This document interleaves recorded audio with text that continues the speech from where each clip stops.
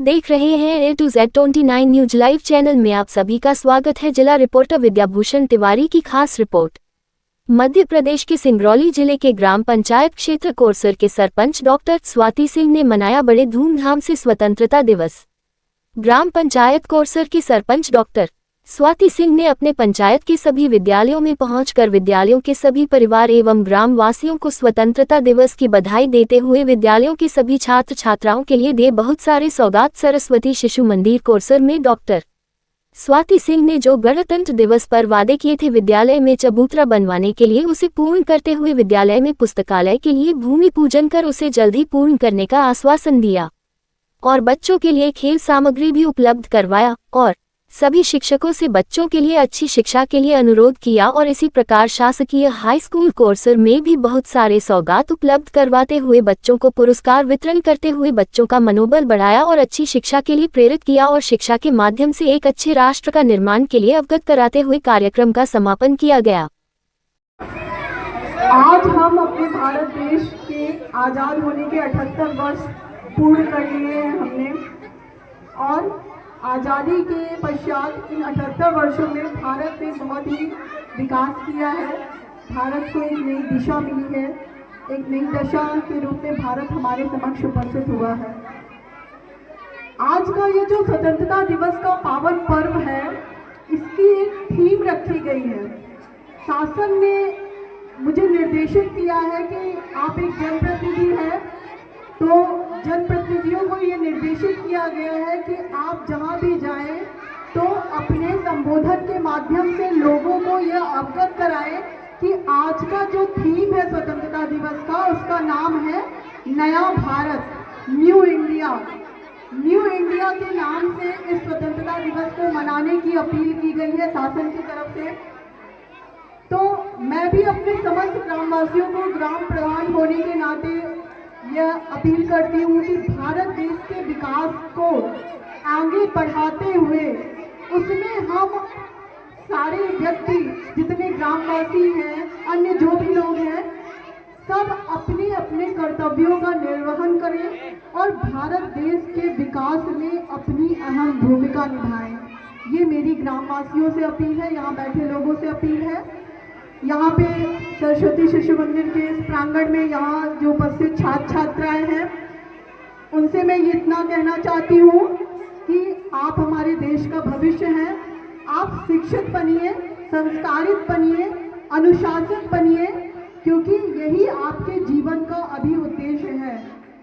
यहाँ पर एक नारा लिखा हुआ है और हम सब हमेशा से पढ़ते चले आ रहे हैं कि अनुशासन ही देश को महान बनाता है। निश्चित रूप से अनुशासन सिर्फ बच्चों को ही नहीं, अनुशासन प्रत्येक व्यक्ति में होना चाहिए। हर व्यक्ति अगर अनुशासित रहेगा, मर्यादित रहेगा, तो निश्चित रूप से वो एक सफल व्यक्ति है, सफल नागरिक है, और सफल नागरिक ही एक सफल राष्ट्र का निर्माण कर सकता है। ये मेरी सोच है।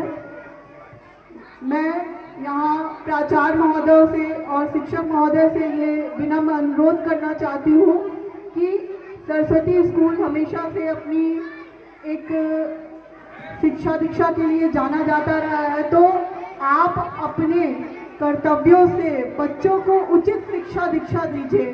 उनके पठन पाठन में अगर किसी भी प्रकार की कोई कमी है तो उससे आप मुझे अवगत कराइए, लेकिन आप अपने कर्तव्यों का ईमानदारी पूर्वक निर्वहन करिए। ये मेरा अनुरोध है।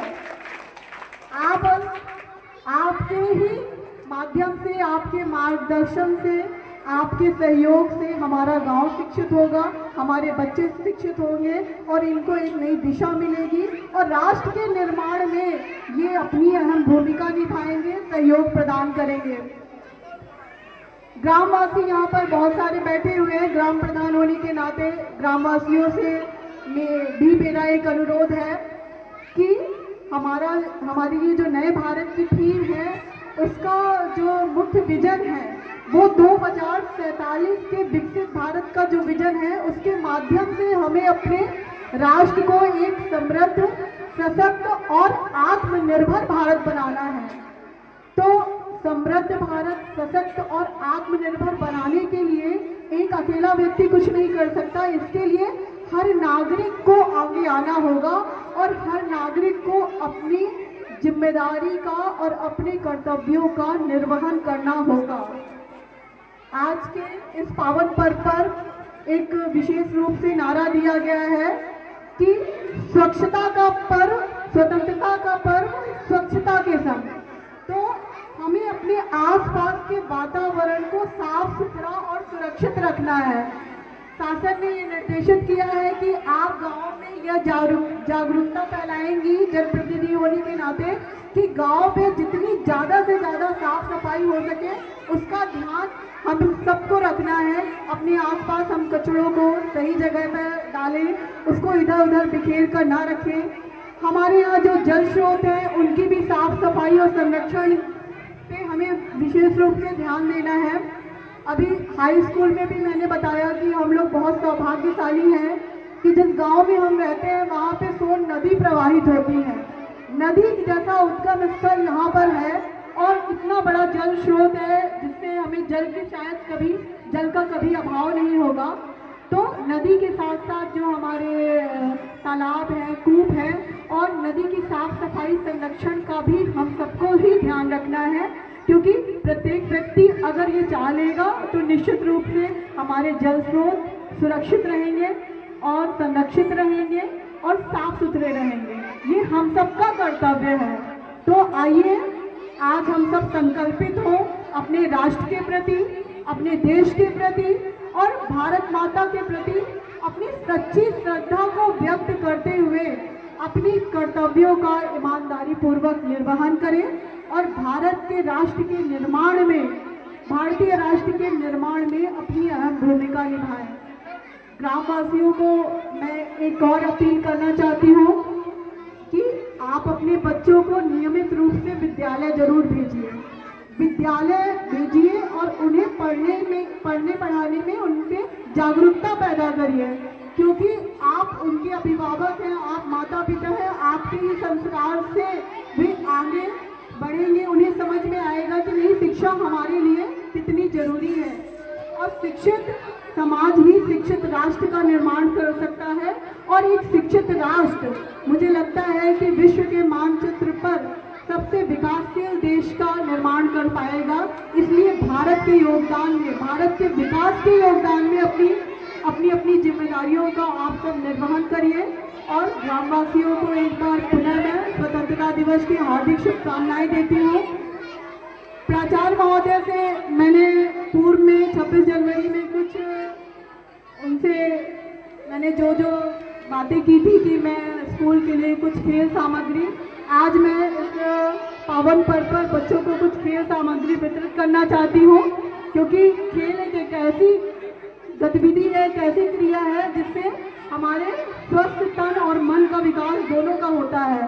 तो एक जो मैंने अपनी मांग की थी, उन्होंने चबूतरे की, उसका निर्माण तो पूर्ण हो चुका है और एक निर्माण कार्य लाइब्रेरी का मेरी तरफ से आज उसका भूमि पूजन किया जाएगा और लाइब्रेरी बहुत ही जल्द आपके समक्ष सारे छात्रों और गाँव के सभी लोगों के लिए एक लाइब्रेरी का मैं यहाँ पे आज भूमि पूजन करने वाली हूँ। और हो सकता है कि शायद अगला राष्ट्रीय पर्व आते आते उसका भी कार्य पूर्ण हो जाएगा, ऐसा मेरा मानना है। इसलिए मैं आप सबको भी बधाई देती हूँ, क्योंकि आप सबके सहयोग से ही मैं जो भी विकास कार्य करती चली आ रही हूँ, ये सब ग्रामवासियों का और आप सबका सहयोग है कि आपने मुझे ग्राम प्रधान होने का अवसर दिया। और शुरू से ही मेरे मन में हमेशा के लिए ललक रही कि मैं अपने गांव के लिए, अपने समाज के लिए कुछ ऐसे कार्य करूं कि मेरे रहने या ना रहने पर भी लोग मुझे याद करें। इस नाते नहीं कि मैंने कुछ कार्य किए, इस नाते कि गांव में कुछ अच्छे कार्य हुए हैं, कुछ अच्छा विकास हुआ है, उससे लोगों का कुछ हित हुआ है, उससे लोगों का कुछ भला हुआ है और उसके माध्यम से एक अच्छा सकारात्मक परिवर्तन देखने को मुझे गांव में मिले। बस इसी मंशा के साथ मैं ये विकास कार्य करती चली आ रही हूँ और अपने कार्यकाल में करती रहूँगी। इसमें मुझे आप सबके जन सहयोग की आवश्यकता है और मुझे लगता है कि आप सबका सहयोग मुझे हमेशा आशीर्वाद और सहयोग मिलता रहेगा। धन्यवाद। एक बार पुनः स्वतंत्रता दिवस की शुभकामनाएं देते हुए भारतवर्ष और राष्ट्र के निर्माण में अपनी अहम भूमिका निभाने का एक बार फिर से आप सबको संकल्पित करते हुए मैं सभी को धन्यवाद देती हूँ। जय हिंद, जय भारत।